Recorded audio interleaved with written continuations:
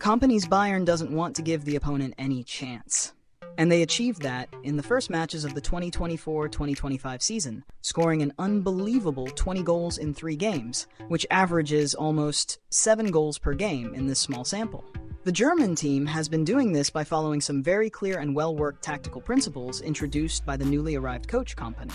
Principles such as the well-applied width in the attacking block, combined with compacting strategic spaces to suffocate the opponent so they can't gain control of the ball. And when they do, the pressure applied by Bayern's high lines is relentless. But that's just the tip of the iceberg. There are mechanisms that allow them to systematically implement these principles, and that's exactly what we're going to detail in this video. Next time you watch a Bayern match, you'll probably be able to understand each of the Bavarians' movements. In the explanation of some concepts about Bayern, we will use certain terms to describe the advantages the team aims to create. More specifically, we will talk about how, at certain moments, Bayern seeks to create numerical, positional, and qualitative advantages. To ensure everyone understands, let's briefly explain each of these terms. Numerical advantage is essentially when a team manages to have more players than the opponent in a specific area of the field. Positional advantage is when a team occupies spaces intelligently and with the correct body positioning. For example, with players positioning themselves in areas where they create passing lanes through the gaps in the opponent's defensive line. In this case, in a diagonal position, which enhances the speed of ball circulation. Lastly, qualitative advantage refers to leveraging the technical superiority of certain players, such as a situation where a skilled player is set up for a one-on-one with a defender without any cover, for instance. Bayern's structures can vary according to the team's needs and the opponent's reactions. When in possession, Bayern often positions itself in a 2-4-4 formation, but the Bavarians are capable of altering this basic structure to other shapes depending on the game's circumstances. The team can reorganize into a 2-3-5, 3-2-5, 3-1-6, or even a 3-3-4, always aiming to maintain a positional and numerical advantage over the opponent.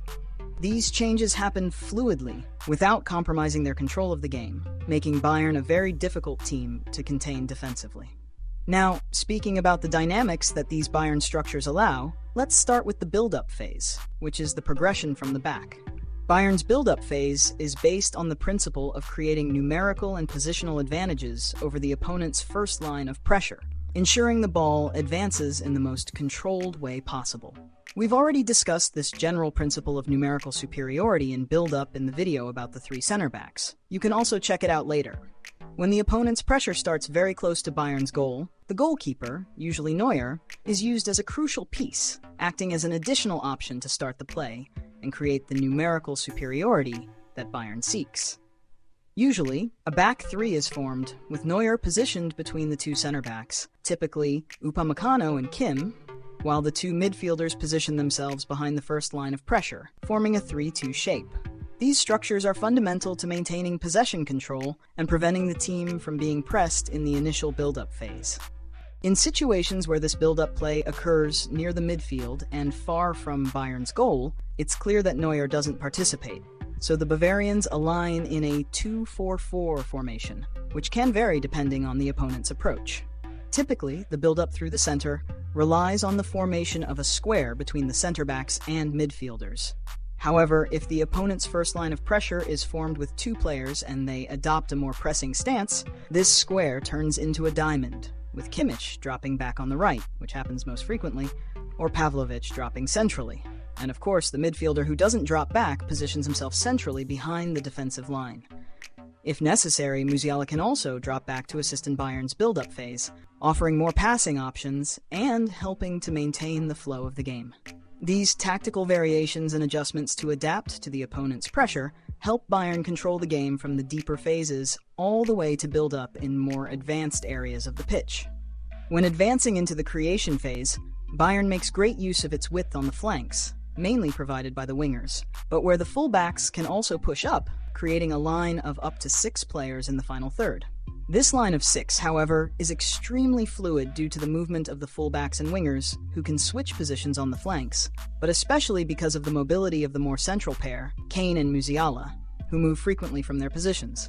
But before discussing the dynamics brought by Kane and Musiala, we need to talk about 2 important principles of Bayern's structures. The width is always provided by the constant presence of wide players, whether wingers or fullbacks, and the massive occupation of the central corridor. As we mentioned, Bayern's positional structure can vary according to the opponent's setup, always seeking to create some sort of positional advantage. However, these two principles complement each other and align closely with Bayern's playing style and will always be present. For example, let's go back to the initial phase of the attack. The center-backs and midfielders will look to control the game from the start and keep the ball circulating, able to switch structures to ensure numerical and positional advantage here. In addition to that, the team maintains its width on the flanks, while players like Musiala, Kane, and sometimes even one of the wingers move and create options behind the midfielders, or even drop deeper to create overloads in the central areas. Meanwhile, as we said, someone will always provide width on the flanks. This brings up the idea that football is like a short blanket. Either the defense protects the center from Bayern's internal players' movements, leaving the flanks less pressured, or they widen their lines to cover the flanks more effectively, but open up spaces in the middle. Most of the time, defenses choose to close the center first, as it's the shortest route to goal. However, Bayern has very strong mechanisms to attack down the flanks, using the width provided by its players. Regardless of the structure, Bayern can circulate the ball outside the opponent's block and get it to the winger in the final third. Of course, the opponent usually compacts their defensive block on the side where the play is being developed, but Bayern has alternatives to penetrate through the flanks of that block. One vulnerability that Bayern can exploit is the space on the opposite side. When the defensive block shifts to the side of the ball, some space is left open on the far side. So how does Bayern do this? First, Bayern simply has skillful wingers who can break through defenses with dribbling. If the players can gain an individual advantage, navigating the gap between the lines, they might find an open passing lane to a player positioned in the empty space. Usually one of the midfielders, the winger, or the opposite fullback, outside the block, and often in an almost direct position to shoot on goal.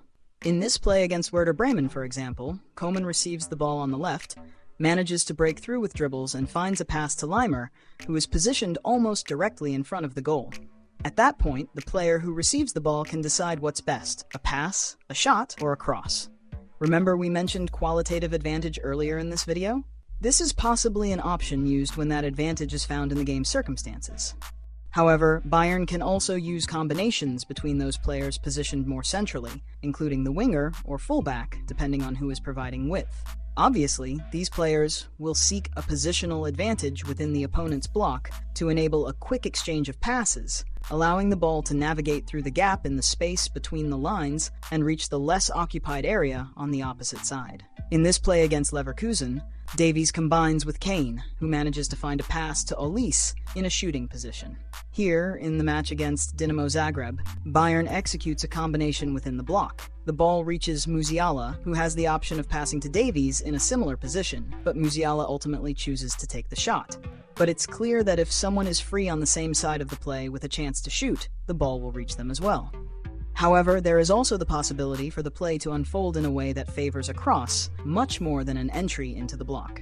This brings us to another key principle of Bayern, the massive entry of players into the box. Bayern can place between 3 to 5 players in the area during these crosses. In the goal play against Leverkusen, the move starts with the principle we discussed earlier. The ball is on the flank. The opponent's block is concentrated on that side, and Bayern has many players close by, in the central area. Through combinations within the block, the ball reaches the other side for Olise, who can deliver a cross with 3 players positioned inside the box. He crosses and the ball spills to Pavlovic, who takes a shot and scores a fantastic goal. When Bayern puts 5 players in the box, these players typically include Kane, Musiala, a player on the crossing side, the winger on the opposite side, and possibly one of the midfielders, who can also step into the box to attempt the cross. In some cases, only one midfielder stays back for defensive balance, positioned in front of the center backs. Here, there may be a vulnerability that Bayern could present throughout the season. Opponent counterattacks, not only in these crossing situations, but also during other phases of attack. Since Bayern attacks with many players pushing forward, they can become somewhat more exposed to opponent counterattacks. However, Kompany and his team are aware of this. That's why another important principle of Bayern is extremely aggressive post-loss pressing, to prevent the opponent from completely controlling the ball when they regain possession and consequently launching a counterattack. Bayern's two center backs play quite high up and are not afraid to press aggressively when necessary at moments when Bayern loses the ball. But this is not solely the responsibility of the center backs. The entire team seeks to compress the opponent at the moment of losing the ball, and the compactness that Bayern employs while attacking greatly aids in applying that pressure quickly.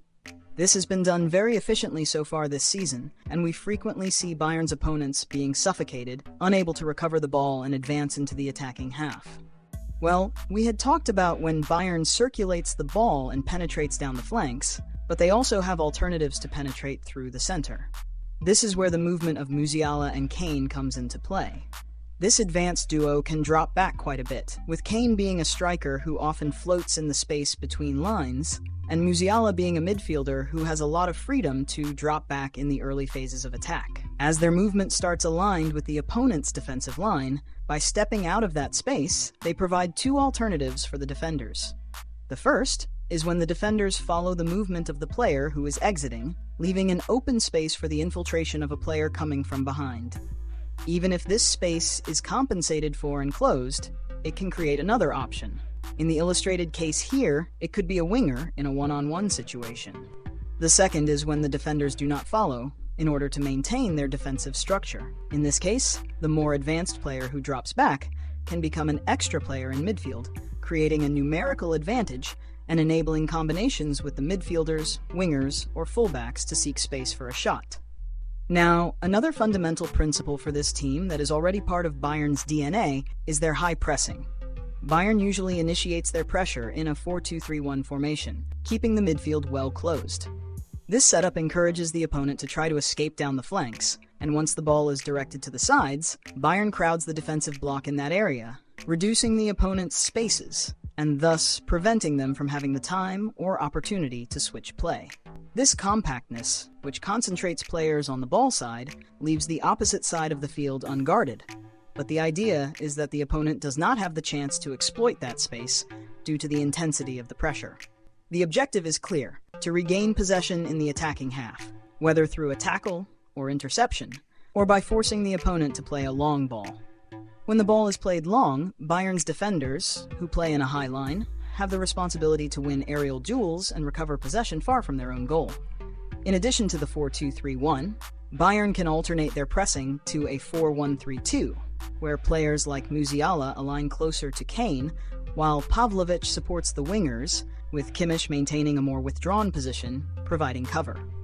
When Bayern regains possession and finds the opponent's block more open, without much preparation to defend, the team looks for quick combinations, with 1-2s or triangles through the middle, usually with someone looking to attack the empty space or aiming to involve a winger who, when given space, can go for a one-on-one and seek a pass or attempt a shot. In a lower block, Bayern has used a 4-2-3-1 formation so far, but the team makes many individual adjustments, trying to induce the opponent to retreat the ball and looking to push the block forward whenever there's an opportunity. Remember when we talked about the video on the three defenders where we mentioned that it detailed this principle of having numerical superiority in build-up play? It's appearing on the screen as a link. Just click and watch. Best regards, and see you next time.